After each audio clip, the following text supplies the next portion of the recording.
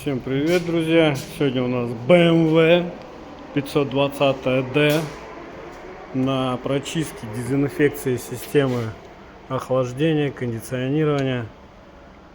Будем прочищать воздуховоды, дабы потом, чтобы был приятный запах в авто. Так процесс происходит, загоняется пеночка чистящая, воздуховод.